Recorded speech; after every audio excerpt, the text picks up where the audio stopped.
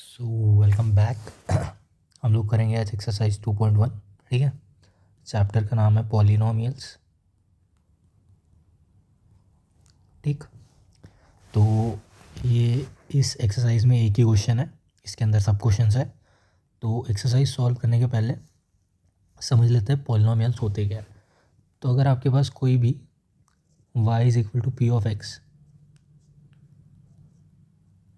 या तो P of x करके कोई पॉलिनोमियल फंक्शन, ठीक है, तो मतलब ये क्या होगा, इसका मतलब क्या है, ये पॉलिनोमियल है जिसमें वेरिएबल क्या है, वेरिएबल एक्स है।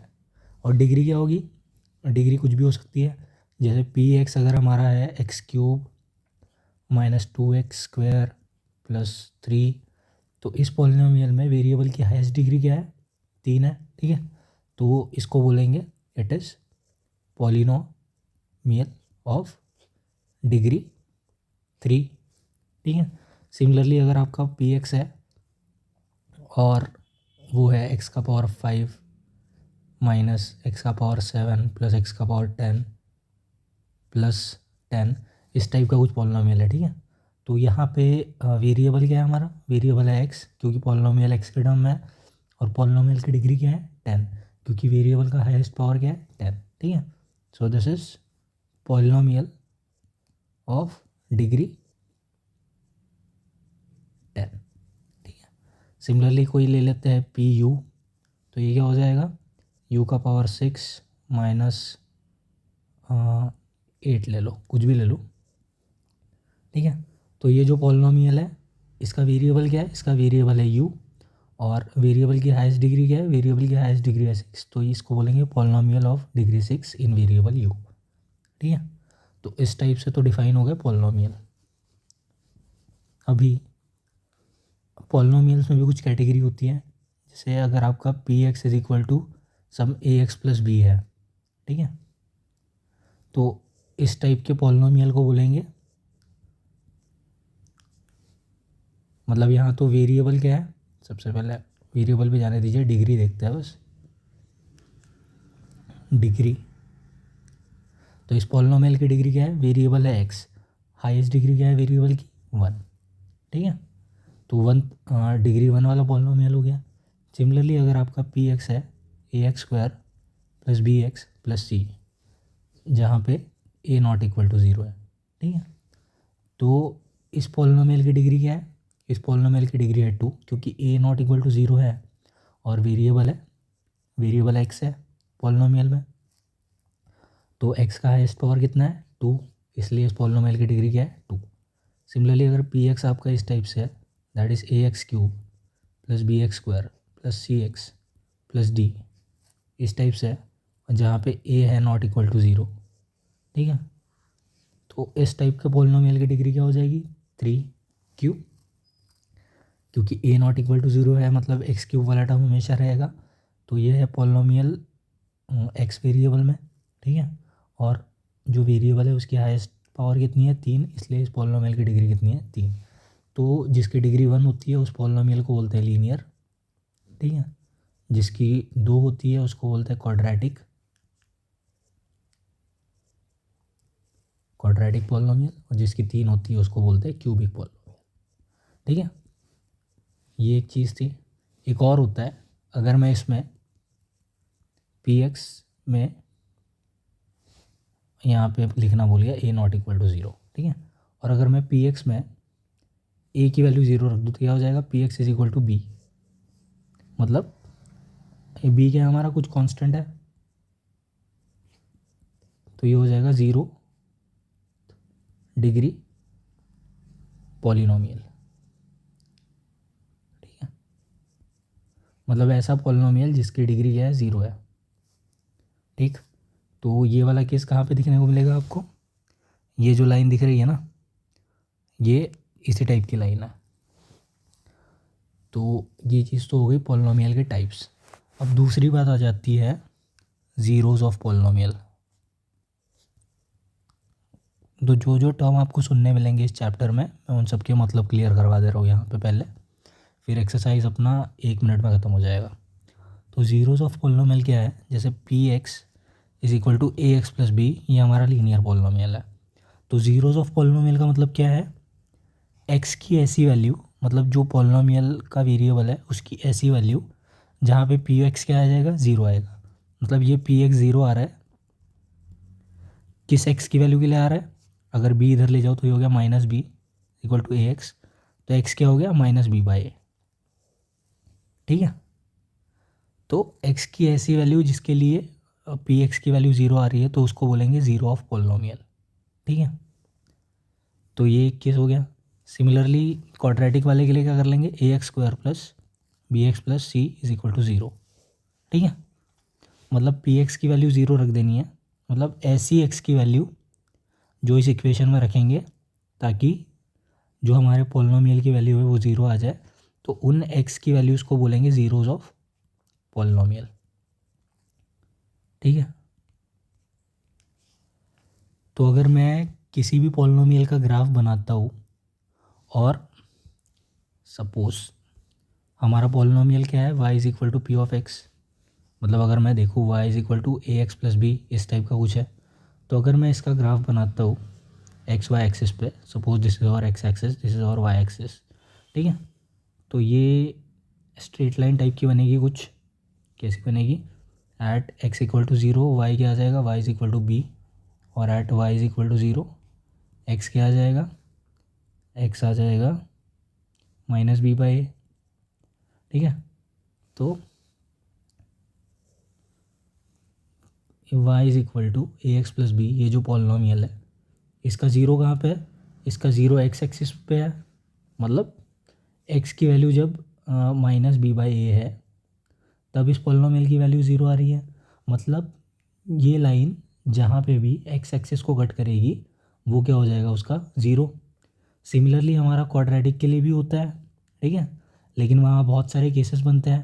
ठीक है, तो क्वाड्रेटिक में क्या होता है, तो आपका जो कर्व बनता है ना, मतलब जो पैराबोला बनता है, हो सकता है वो दो पॉइंट्स पे कट करे, तो दो, जैसे यहाँ स्ट्रेट लाइन में एक पॉइंट पे कट किया, तो क्वाड्रेटिक के केस में मतलब डिग्री टू वाले केस में क्या पॉसिबल है, वो कर्व हो सकता है एक्स एक्सिस को दो जगह पे कट करे, हो सकता है सिर्फ एक जगह पे कट करे, हो सकता है एक भी जगह पे कट ना करे।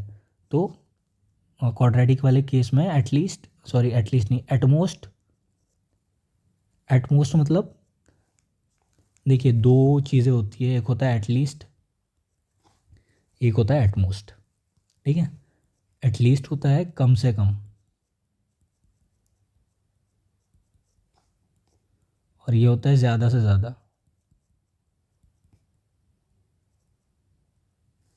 ठीक है, मतलब क्या, अगर कोई बोल रहा है कि मतलब पास होने के लिए एटलीस्ट 35 मार्क चाहिए होंगे, इसका मतलब क्या है, 35 से अगर कम रहेगा, ठीक है, तो आप फेल हो जाओगे। तो इसका मतलब होता है एटलीस्ट का, कि मतलब 35 तो आने ही चाहिए।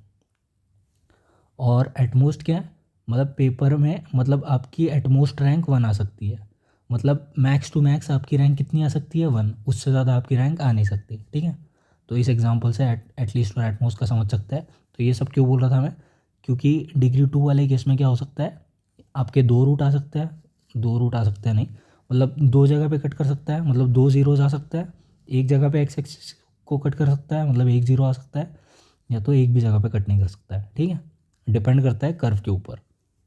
सिमिलरली डिग्री थ्री के केस में क्या होता है, डिग्री थ्री के केस में तीन जगह पे कट कर सकता है, दो जगह पे भी कर सकता है, मतलब जो कर्व है डिग्री थ्री के केस में, ठीक है, हो सकता है तीन जगह पे कट कर जाए, एक दो तीन। ठीक है, एक्स एक्सिस को तीन जगह पे कट कर जाए, हो सकता है सिर्फ दो जगह पे कट कर जाए, मतलब ऐसा अगर कुछ कर्व बना दिया,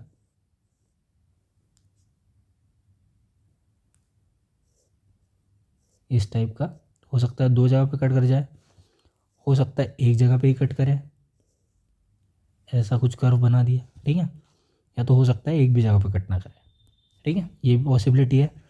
तो डिग्री थ्री वाले केस में भी क्या हो सकता है, एटमोस्ट 3 ज़ीरोज़ हो सकते हैं पॉलिनॉमियल के, एट मोस्ट मतलब ज़्यादा से ज़्यादा 3 हो सकता है, ठीक है, उससे हमेशा कम ही रहेंगे। तो कोई भी अगर पॉलिनॉमियल है जिसकी डिग्री n है तो उसके एट मोस्ट कितने हो सकते हैं, एट मोस्ट n ज़ीरोज़ हो सकता है, ठीक है।